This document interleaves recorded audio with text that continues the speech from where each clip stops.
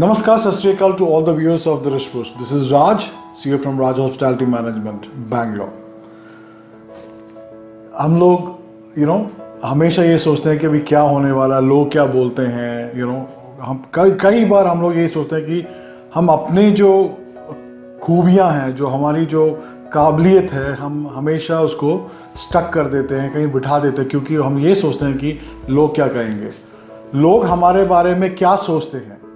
अगर ये ही हम सोचेंगे तो फिर लोग क्या सोचेंगे। तो उसके पास भी काम चाहिए ना, उसको भी सोचने का टाइम चाहिए ना। तो वो क्या सोच रहा है, वो क्या सोचेगा बोल के मैं बैठा रहूँगा और मैं सोचता रहूँगा, तो वो क्या सोचेगा।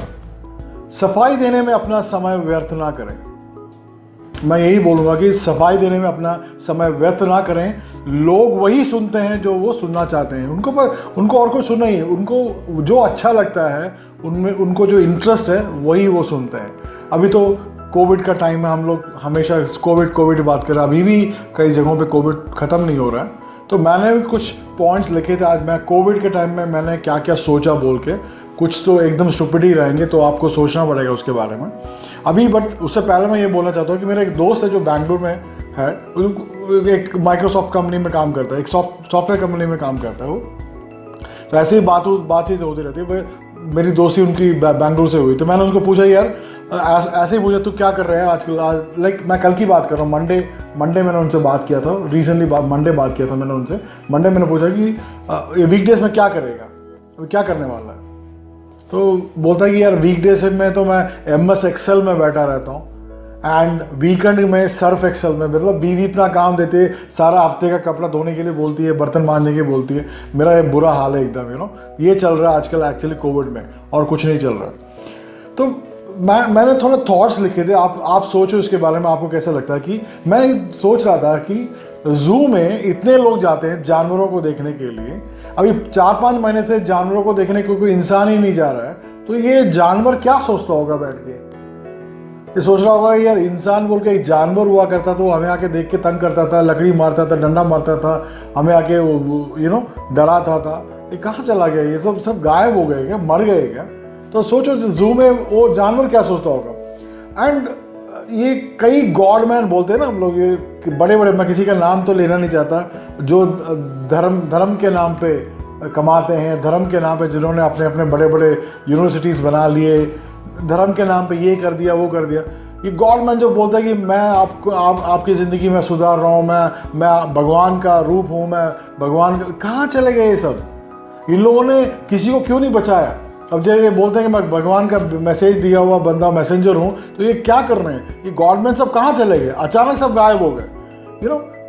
एंड हम लोग हमेशा सोचते थे कि गोरे जो हैं बहुत ही अक्लमंद हैं, अमेरिकन्स बहुत ही अक्लमंद होते हैं। बट शायद इस टाइम उन्होंने टोटली गलत प्रूव किया कि अमेरिकन्स भी इतने स्मार्ट नहीं हैं। एंड डिफरेंट लोग हैं जो इतने अलग किस्म के लोग हैं कि दुनिया में हम जान सके कि इस समय में इतने डिफरेंट लोग हैं यहाँ दुनिया में बोल के हम जान सके। एंड हाइजीन का, हमारी सफाई के, साफ सफाई के बारे में हमें थोड़ा और नॉलेज और थोड़ा ज्ञान ज़्यादा आ गया। इनफैक्ट तो था, बट हमने कभी उसको ध्यान नहीं दिया कि हम लोग कहीं भी एक गंदे नाली के सामने पानी पूरी का दुकान हुआ था, हम लोग खा लेते थे। हम लोग कहीं भी रास्ते में जो पड़ा है एकदम गंदे, वहाँ पे पानी जा रहा है, गंदगी के ढेर पे हम लोग गन्ने का रस पी लेते थे, कुछ भी करते थे। मक्खियाँ उड़ती थी, गन्ने का रस पी लेते थे, गंडेरियाँ खा लेते थे। शायद अब हम लोग ये सब नहीं करेंगे, शायद। मैं दोबारा बोल रहा हूँ, मुझे विश्वास नहीं है, कारण हम लोग इंसान हैं। तो हम लोग अभी सब ठीक हो गया यार, कोई प्रॉब्लम नहीं है, हम लोग वही पुराना पार्ट रटना शुरू कर देते हैं। तो शायद हमें वहाँ पे अपने को फोकस देना पड़ेगा। और इसमें ज़्यादा क्या बोलते हैं, जो खूंखार, मैं जिसको बोलता हूँ कि डेडलियर बोलते हैं हम लोग इंग्लिश में, इसमें कोरोना या डेडलियर था या इंसान डेडलियर था, मुझे अभी तक उसके बारे में समझ में नहीं आया।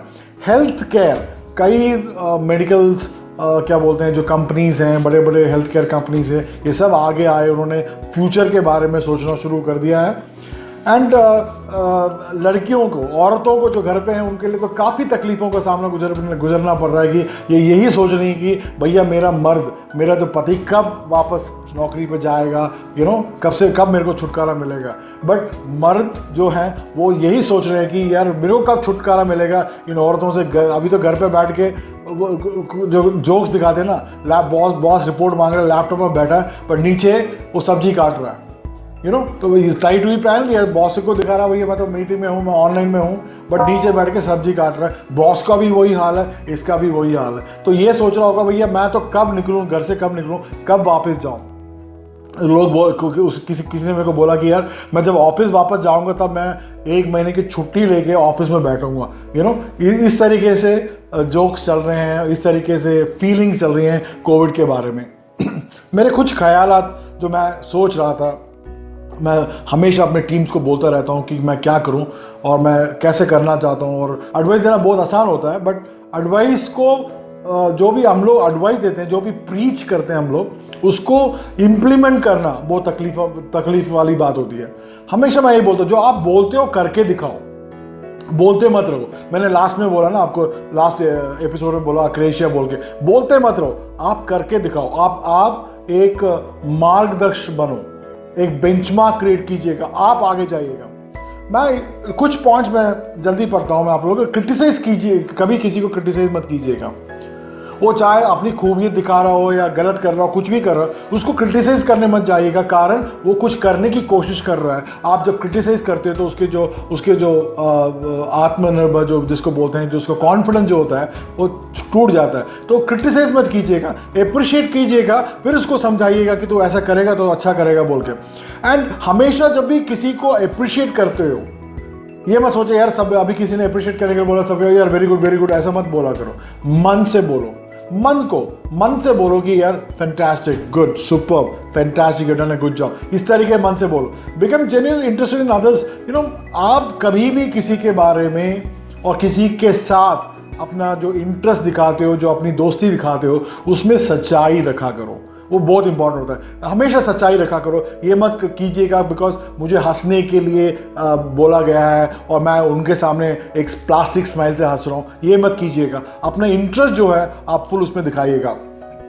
एंड गुड लिसनर हमेशा यही बोलेगा, जो दूसरा जो बंदा है वो क्या बोलना चाहता है, उसके दृष्टिकोण से, उसके दृष्टिकोण से वो क्या हमको बोल रहा है, अगर मैं उसको भी समझ लूँ तो बहुत अच्छा रहेगा मुझे जवाब देने में। एंड हमेशा उसका व्यू आपको शायद कभी अच्छा ना लगे हो, उसका व्यू शायद आपको लगे कि भाई बहुत सही है, उसने मेरे से ज़्यादा बेटर कैसे सोच लिया। उसको छोड़ देने का, उसको रेस्पेक्ट देने का। वो शायद तुमसे उम्र में कम हो या तुम्हारे जो क्या बोलते हैं पोजीशन से कम हो, नौकरी में जो आपके जो हायरार्की में कम हो, वो चलेगा। उसको जो सुनो, आप उसको रेस्पेक्ट कीजिए। थैंक यू वेरी मच, आपका एडवाइस है, मैं देखता हूँ मैं क्या कर सकता हूँ बोल के आप उसको हमेशा हंसीएगा। एंड हंसीएगा मतलब लोटपोट और चुटकुले सुन के नहीं, आपका जो स्माइल बोलते हैं उसके बारे में मैं बात कर रहा हूँ। अपनी गलती को एक्सेप्ट कीजिएगा। तो चाहे कितना भी छोटा आदमी हो, बड़ा भी आदमी हो, आई एम सॉरी यार मेरा गलती था, सॉरी, आप निकल जाइएगा। Talk about others, make other person feel important. हमेशा यही सोचिएगा और सोचते रहिएगा, कोशिश कीजिएगा कि आपके सामने जो बंदा बैठा है उसको एक फील दीजिएगा कि वो इस कंपनी में इंपॉर्टेंट है, घर का बहुत ही इंपॉर्टेंट मेंबर है, या सोसाइटी में बहुत ही इंपॉर्टेंट है, इस कॉलोनी में इंपॉर्टेंट, कहीं भी कुछ भी आप कर सकते हैं तो इसको इंपॉर्टेंस दीजिएगा। एंड हमेशा अपने आप को ऐसे लोगों के संगत में रखिएगा जो मोटिवेटेड हैं। आप जो डेड लोग बोलते हैं, जो हमेशा गलत बात बोलते हैं, या जिसको ऑक्रेशिया लगा हुआ, जो गलत बात बोलता रहता है या नेगेटिव बात बोलता रहता है, उसके साथ रहोगे तो आप भी नेगेटिव बन जाओगे। वो आप हमेशा कोशिश कीजिएगा, हर दिन को आपके पिछले दिन से बेटर करने की कोशिश कीजिएगा। बिकॉज मैंने आपको पहले भी कहा कि कल का दिन आज का नहीं है, आज का दिन कल नहीं होगा। तो आज का जो दिन मिला है, आज जो आपको अपॉर्चुनिटी मिला और आप आज जो कर सकते हैं, आप फुल जिंदगी में आप क्या बोलते हैं, जो आप पहली बार कर रहे हो, या आप अपना फुल जान और मन और तन लगा के उसमें काम कीजिएगा तो आप उसमें सक्सेसफुल आ जाएंगे। एंड कभी भी अपने आप को थका हुआ मत समझिएगा, कभी भी अपने आप को ये मत सोचिएगा कि मैं वीक हूँ। बोल्ड रहिएगा हमेशा, यस मैं करूँगा, मैं कर सकता हूँ, ये इस तरीके से अपने आप बोल्ड दीजिए, रिस्क लीजिएगा। मैं हमेशा ये बोलता हूँ जो रिस्क नहीं लेते वो कभी कुछ नहीं कर सकते। रिस्क लीजिएगा। रिस्क लेने में कभी भी ये मत सोचिएगा कि 100% आपको रिजल्ट आएगा। शायद आपको 20% रिजल्ट ही आ सकता है, 80% आप फेल भी हो सकते हो। बट आप जब रिस्क लेते हो तो आप कुछ काफ़ी सीखते हो। एंड जो भी काम करते हो उसमें यही कोशिश कीजिएगा वो आप में काफ़ी क्या बोलते हैं खुशी देती हो, जो आपको खुशी देती हो, आपको जो फन मोमेंट बोलते हैं ना। यस, ये मत कीजिएगा बिकॉज मैं बहुत सीरियस मत हो जाएगा वो जो काम, उसको थोड़ा हल्कापन लेके आइएगा। मैं वही बोलना चाहता हूँ। एंड जो भी काम करते हो आप, जैसे अभी मैं ये कर रहा हूँ, अभी आपके सामने कुछ कर रहा हूँ, तो मुझे खुशी है कि मैं आपके साथ बात कर रहा हूँ। मुझे किसी ने फोर्स नहीं किया कि मैं आपको आज मुझे आज आपके साथ मीटिंग करना है या आपको मेरे ट्रेनिंग करना है, मुझे किसी ने नहीं बताया। मेरा इंटरेस्ट है, मेरे को जो इंटरेस्ट है कि मैं करूँगा इसलिए मैं करता हूँ, तो मुझे खुशी मिलती है इस तरीके से। एंड आपके जो गोल्स हैं, जो मैंने पहले कहा कि आपके ज़िंदगी में आप क्या बनना चाहते हो, कैसे बनना चाहते हो, कहाँ से जाओगे, कैसे जाओगे, ये आपको हमेशा पता होना चाहिए। एंड कभी भी छोटा मोटा गोल मत सेट कीजिएगा, बड़ा गोल ही सेट कीजिएगा। ये मैं छोटे बात आपको बताना चाहता हूँ। आज का जो टॉपिक है हमारा बहुत सिंपल टॉपिक है। मैं 5 मंत्रास बोलता हूँ जो ज़िंदगी में आप सफल हो सकें। सिंपल है वो, ऐसा कोई नहीं है कि जो आपको एक यूनिवर्सिटी में जाके MBA वाले को पढ़ाया है। मैंने जो सोचा है मैंने उसको लिखा है, तो आपको भी मैं बहुत ही आसानी तरीके से समझा सकता हूँ उसको। 5 mantras of success, very simple, what you can write about it. मैं कई बार सोचता हूँ और मिलता हूँ, देखता हूँ, मेल्स आते हैं, कभी कभी व्हाट्सअप आते हैं, कभी कभी लोग पूछते हैं, कुछ जो मेरे पुराने स्टूडेंट्स थे या कुछ मेरे पुराने जो साथी थे जो जिन्होंने मेरे साथ काम किया है, और कभी कभी मेरे दोस्त भी हैं जो कभी कभी पूछते हैं कि यार ये बताओ सर, ये बताओ कि मैं ज़िंदगी में कैसे जीतूँ, मैं कैसे जीत पाऊँ, इस ज़िंदगी के दौड़ को मैं कैसे जीत पाऊँ। पर आज मैं भी इतने साल हो गए, मेरे को इंडस्ट्री में 36 साल हो गए, आज तक कभी किसी ने आके नहीं पूछा कि मैं कैसे हार को मैं कैसे मानूं, हार को कैसे मैं फेस करूं, या मैं कैसे हारूं, या हार के लिए क्या करना चाहिए। आज तक किसी ने नहीं पूछा। सबको सक्सेस की पड़ी रहती है। कभी किसी ने नहीं पूछा कि इफ बेबी फेलियर जिंदगी में आया तो मैं क्या करूं, कैसे फेलियर को मैं अटेंड करूं, या फेलियर को मैं कैसे आगे बढ़ के जाऊं। बिकॉज किसी को फेल होने के लिए हमें सिखाना ही नहीं पड़ता है, अपने आप ही वो फेल होता है। कुछ करेगा नहीं तो फेल ही ना, कुछ करेगा, जो करता है वो कुछ उसको फेस होता होगा कि हाँ भाई मैं कुछ कर रहा हूँ, उसमें फेल। जब आप कुछ कर ही नहीं रहे तो कहाँ फेलियर की बात कर रहे हो। एंड उसके अलावा मैं अगर दूसरा मुख देखोगे, जो सिक्के का दूसरा कॉइन देखोगे, इस तरीके से मैं बोल सकता हूं कि आप जब करोगे तभी आप फेलियर होगे। तो ऑटोमेटिकली जब आपने सोचा नहीं होगा, आपका जो गणित गलत होगा या आपका जो फोकस गलत होगा, तो आप फेलियर ही होंगे। एंड देखते हैं कि मैं कैसे ये 5 सक्सेस के बारे में हम लोग बात करते हैं। पहला जो मैं बोलूँगा कि बहुत इंपॉर्टेंट है, आज दुनिया में सबसे कामयाब लोग, आप किसी का भी नाम लीजिएगा, मैं नाम नहीं ले रहा हूँ, कि वो हमेशा ये सोचते हैं कि अपनी कंपनी का जो भी मुनाफा है उसमें इतना पैसा, इतना प्रॉफिट, इतना परसेंटेज मैं लोगों को दूंगा, हेल्प लूँगा। कई गरीबी के लिए करते हैं, कोई सोसाइटी के लिए करते हैं, पढ़ाई के लिए करते हैं, अंडर प्रिविलेज के लिए करते हैं, उनका अपना अपना तरीका होता है, एनवायरनमेंट के लिए करते हैं। वो कई तरीके से अपना जो पैसा मिलता है उनको, अगर उसको 10 रुपये मिलता है वो 2 रुपये दूसरों के लिए करता है। तो you need to help people in the life to start helping yourself. आपको अपनी खुशी के लिए, अपने आप को हेल्प करने के लिए आपको दूसरों का हेल्प करना ही पड़ेगा। वो सबसे इंपॉर्टेंट होता है कि एंड आप ऐसा कोशिश कीजिएगा, आप सोचिएगा आपने कितने लोगों को हेल्प किया कि आपने उनके प्रॉब्लम से उनको आपने निकाला। वो शायद पढ़ाई का एक बच्चा होगा, जरूरी नहीं कि आप 10 बच्चों को पढ़ाना है इसलिए मैं जब 10 बच्चे आ जाएंगे तभी पढ़ाऊंगा। एक बच्चे को आपने रोटी खिला दिया, वो काफ़ी होता है। आप कभी भी ये मत सोचिएगा मेरे को इतना बड़ा करना है, आप ये सोचिएगा मैं छोटा छोटा कैसे मैं बड़ा कर सकता हूँ। ऑटोमेटिकली आप जब अच्छाई करने जाओगे, अच्छाई करोगे, वो सक्सेस आपको ऑटोमेटिकली आता रहेगा। एंड मैं यही बोलता रखोगे, आप करते जाइएगा। आप ये मत सोचिएगा कि जब आप कुछ कर रहे हो तो उसका रिजल्ट क्या आने वाला है। आप भगवान automatically when you help others, automatically भगवान ऊपर से जो देना है देता रहेगा। दूसरा है कि डेयर टू फेल। मैं हमेशा यही बोलता हूँ कि आप क्या बोलते हैं, आप में वो ताकत होनी चाहिए, आपको फेस करनी चाहिए, जो फेलियर को फेस करने के लिए शक्ति रहनी चाहिए, फेस करनी चाहिए। अरे आजा यार, फेलियर है ना तो आजा, क्या कर सकता है तू, मेरा क्या बिगाड़ लेगा, 2-3 दिन के मेरे को तो भूखा नंगा थोड़ी मार सकता, कुछ नहीं कर, मैं जीत के दिखाऊंगा। डेयर टू डेविल बोलते हैं ना जिसको, डेयर टू फेल।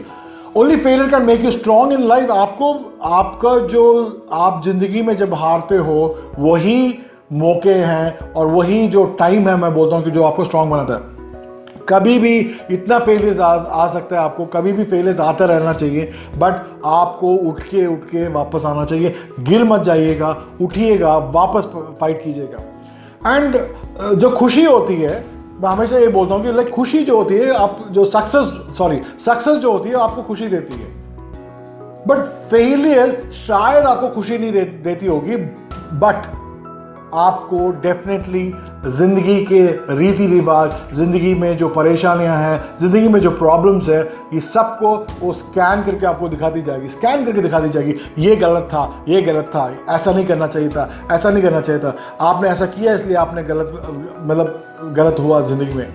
तो फेलियर ही सिखाता है कि आप क्या करना चाहिए, कैसे करना चाहिए, उसको आप कैसे सुधार सकते हो, क्यों। सो ये एंड उसमें ये मोस्ट इम्पॉर्टेंट है कि हर फेलियर के बाद आप जब उठते हो, आप सच्चाई के रास्ते में चल रहे हो, तो और भी आप स्ट्रांग होते जाओगे, तो फेस फेलियर्स। आप डरिएगा मत फेलियर को फेस करने में, आप कभी भी डरिएगा मत। हमेशा ये कोशिश कीजिएगा, आजा बेटा तू आजा, कितना क्या कर लेगा तू, मेरा क्या बिगाड़ लेगा, इस तरीके से आपको फेलियर को फेस करना पड़ेगा। Relationship makes the growth. मैं हमेशा बोलता हूँ कि हमारी जो संगत है, मैं पहले ही बोल रहा हूँ, हमारी जो रिलेशनशिप, हम लोग जब हमारी जो कम्युनिकेशंस हैं या हमारे जो कॉन्टैक्ट्स हैं, हमारे जो नेटवर्किंग है, उसको हमें बढ़ाना चाहिए। आप हमेशा एक जो कुएं के अंदर एक क्या बोलते हैं मेंढक होता है, वो जब ऊपर उठ के देखता है यार मेरे ऊपर तो जो आकाश है गोल है, उसको जो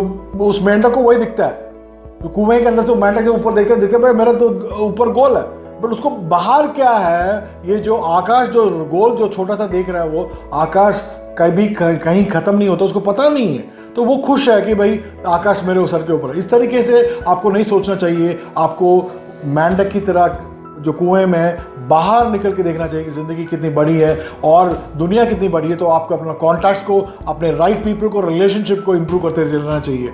when you improve your relationship with positive people, you will improve and you will grow. आपको जो बिजनेस है या आपको जो अपने जो काम कर रहे हो, आप उस तरीके से आपको अपना ग्रो करना है, तो आपसे बेहतर लोगों से आपका रिलेशनशिप होना चाहिए, अच्छे लोगों से रिलेशनशिप होना चाहिए। आपको जो करेक्ट राइट मौके पे एडवाइस दें, ऐसे लोगों से रिलेशनशिप पे रहना चाहिए। एंड वो जब आप ऐसा रिलेशनशिप रखते हो, आप ग्रोथ होते रहोगे। चौथा है टेक रिस्क। मैं हमेशा बोलता हूँ रिस्क लो।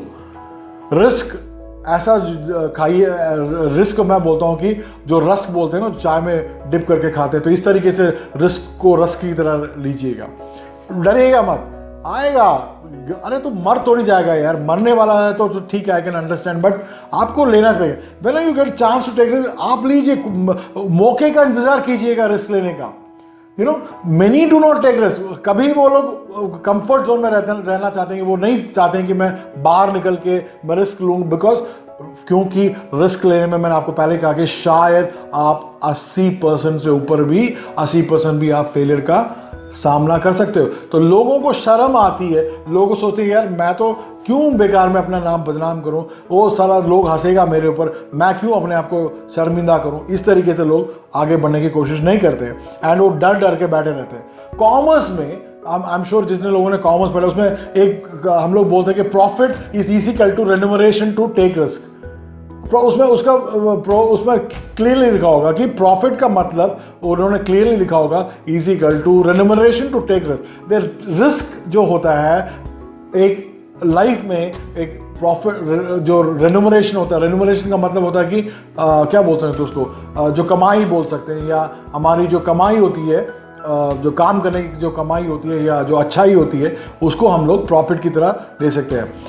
कई लोग बोलते हैं आई डोंट टेक रिस्क, कई लोगों को गैम्बल करना चाहिए। गैम्बल गलत बात है, बिकॉज रिस्क नहीं लेते तो गैम्बल करते। गैम्बल का मतलब क्या होता है? ताश खेल लिया या क्या ये कैसीनो में चले गए, पैसा रख के सोचते हैं कि भैया फ्री में पैसा, वो गलत शायद बात होती है।